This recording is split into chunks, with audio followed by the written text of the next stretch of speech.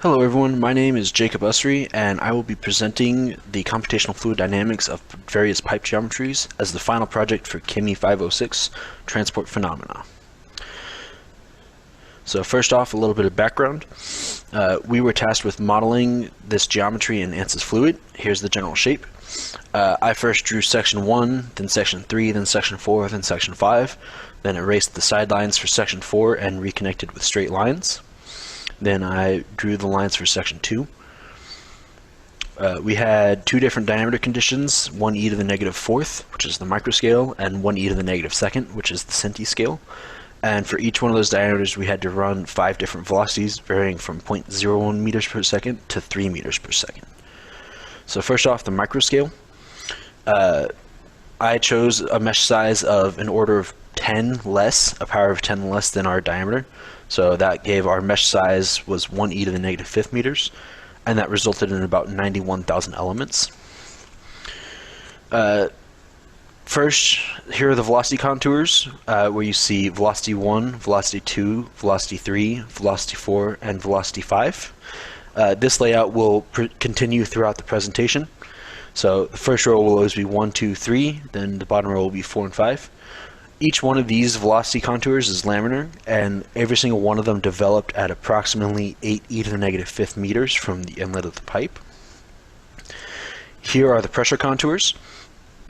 It's interesting to note that all of the pressure contours look relatively the same, except for a few differences in the maximum range.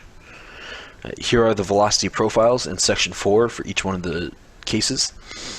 Vorticity occurs at the velocity of 0.5 meters per second, case 3, and that's indicated by the additional humps on the small side of the parabola. The first two cases both have smooth parabolic shapes.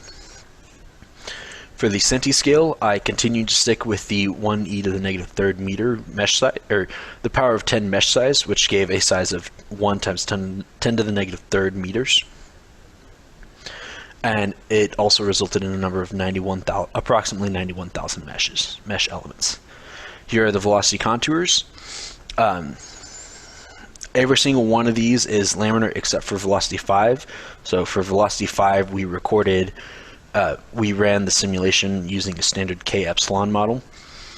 Velocity 1's flow was developed at approximately 8 e to the third meters. Velocities 2 and 5 developed at about 3 e to the negative second meters, and 3 and 4 developed at 7 times 10 to the negative second meters per second from the inlet. Here are the pressure contours. So the general trend is, as the velocity increases, pressure tries to invert itself. So velocity 1 looks relatively like the microscale geometry, and case 5 is a high pressure zone on the inside and low pressure zones on the outside. And lastly is the velocity profiles in section 4 for the centiscale case geometry. Every single one of these has a subset of peaks, so vorticity occurred in each one of them. It's really interesting to note that case 2, case 3, and case 4 all have relatively similar profiles. And personal note, I really enjoy looking at the velocity profile for case 5. It reminds me of an airplane with forward swept wings. And with that, thank you all for coming to my presentation. And if you have questions, here's how you can get a hold of me.